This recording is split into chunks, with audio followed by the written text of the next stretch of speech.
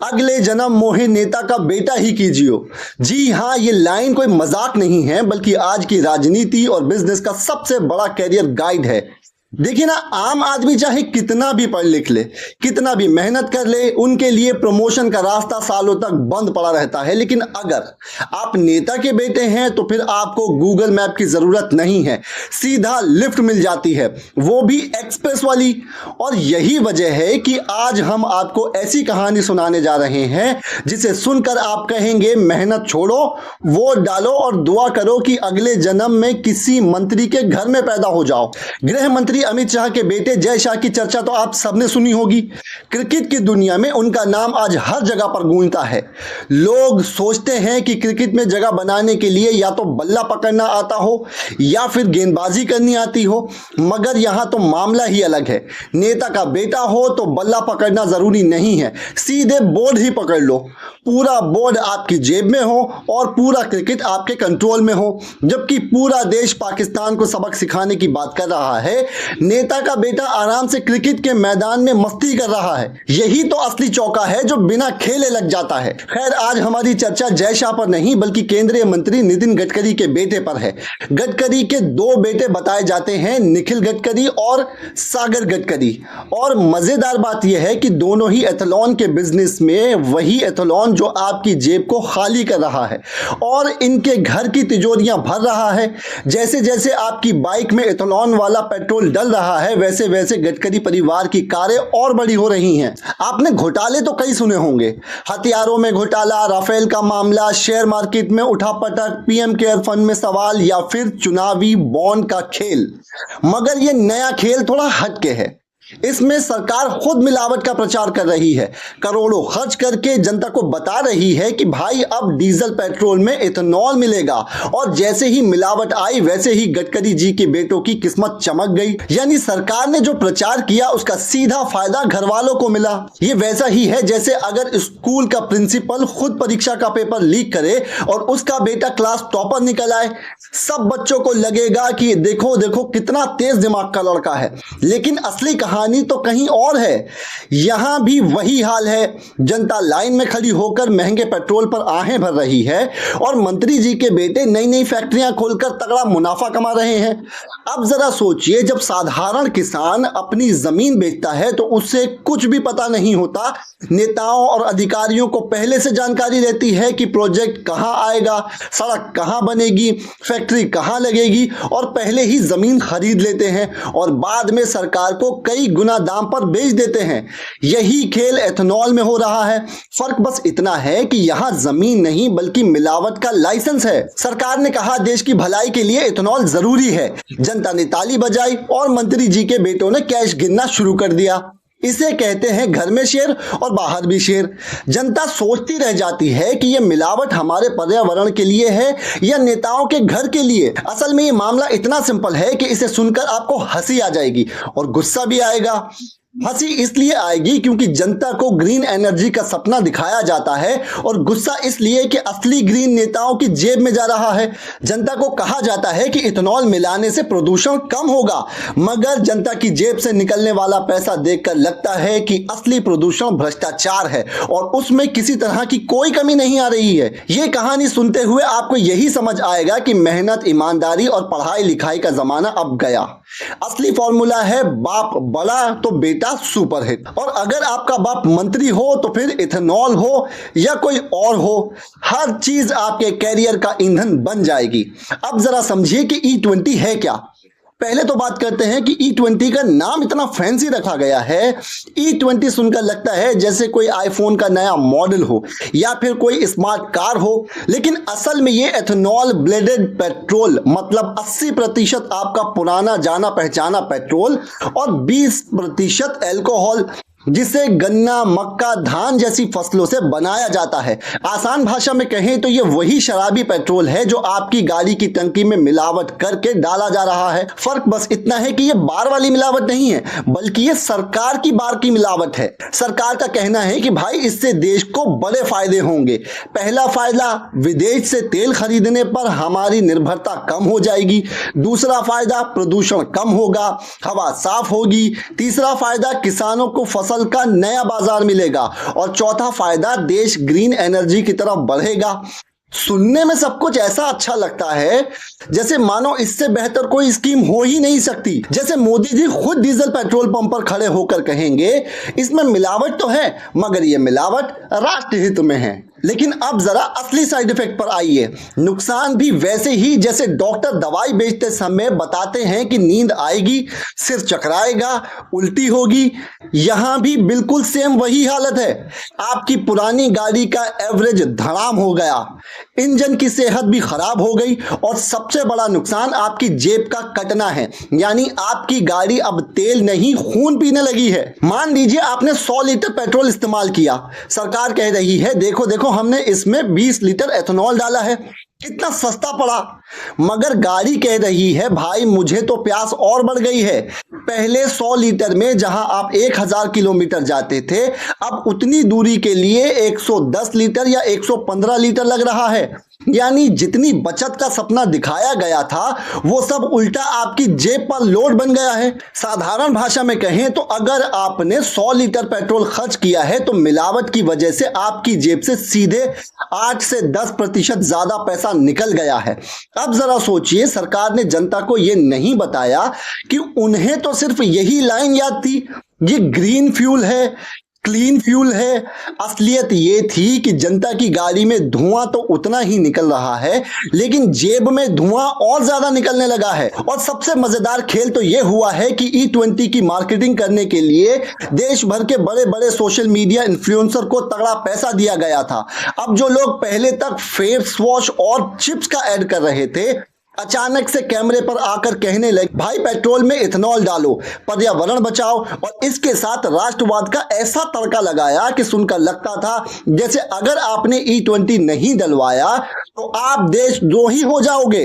यानी पहले जेब काटी, फिर उस कटने की वजह को राष्ट्रभक्ति का नाम दे दिया।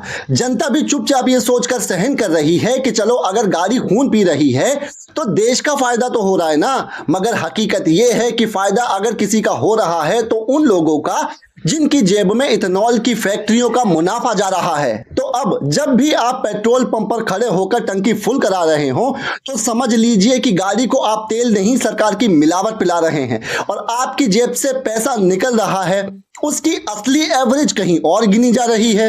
सरकार ने जब E20 पेट्रोल लॉन्च किया तो उसे देशभक्ति की पैकिंग में लपेटकर पेश किया गया था कि इससे ग्रीन हाउस गैसों में 20 से 30% की कमी आएगी, किसानों को फायदा होगा, अरबों डॉलर की बचत होगी, विदेशी तेल पर निर्भरता घटेगी और इंजन भी क्लीन रहेगा। सुनने में तो ऐसा लग रहा था जैसे E20 पेट्रोल नहीं बल्कि कोई देसी जादुई दवा है जो आपकी गाड़ी को फिटनेस सेंटर भेजकर स्लिम ट्रिम कर देगी और देश को भी सुपरमैन बना देगी। मगर असली कहानी यहीं से शुरू होती है। सरकार ने यह तो खूब बताया कि E20 क्लीनर फ्यूल है, लेकिन यह नहीं बताया कि इथेनॉल की कैलोरी वैल्यू पेट्रोल से लगभग 30 से 35% कम है।